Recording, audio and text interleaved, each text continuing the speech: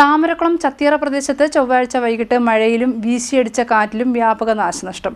മരങ്ങൾ വീണുൾപ്പെടെയാണ് നാശനഷ്ടമുണ്ടായത്. കഴിഞ്ഞ ദിവസങ്ങളിലുണ്ടായ കാറ്റിലും മഴയിലും ചത്തിയറയിൽ വൻ നാശനഷ്ടമാണ് ഉണ്ടായത്. ചൊവ്വാഴ്ച വൈകിട്ട് 5:30 വീശിയടിച്ച കാറ്റിൽ മരങ്ങൾ വീണ് ഉൾപ്പെടെ നാശനഷ്ടമുണ്ടായി. ചത്തിയറ ഇടയിലെ വിളയിൽ തങ്കപ്പൻ നായരുടെ വീടിന് മുകളിലേക്ക് മരം വീണ് ഓടുമേഞ്ഞ മേൽക്കൂര തകർന്നു. ഇവിടെ വാടകയ്ക്ക് താമസിക്കുന്ന കടുവിനാൽ സ്വദേശി ബിനുലാലിന്റെ ഭാര്യ രാജി, മകൻ അലൻ എന്നിവർ മാത്രമാണ് ഉണ്ടായിരുന്നത്.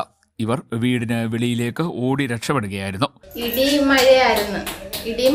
അപ്പൊ ഞങ്ങള് ഇടി വെട്ടിയത് കൊണ്ട് ഞാനും മോനും കൂടെ കട്ടിലേ കയറി ഇരിക്കുമായിരുന്നു.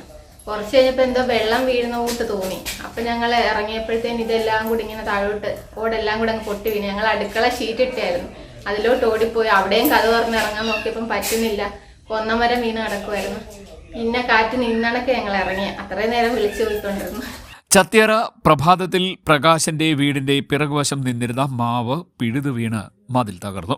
സമീപ പ്രദേശങ്ങളിൽ തെങ്ങും റബ്ബർ മരങ്ങളും മറ്റും നിലം പതിച്ചിട്ടുണ്ട്.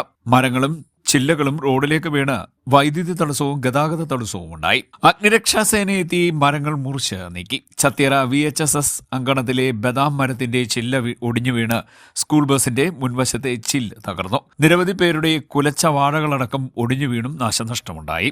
റോഡിന്റെ വശത്തെ പുരയിടങ്ങളിൽ സ്ഥാപിച്ചിരുന്ന കടകളുടെ പരസ്യ ബോർഡുകളും നശിച്ചിട്ടുണ്ട്. CDNet news, Charummood.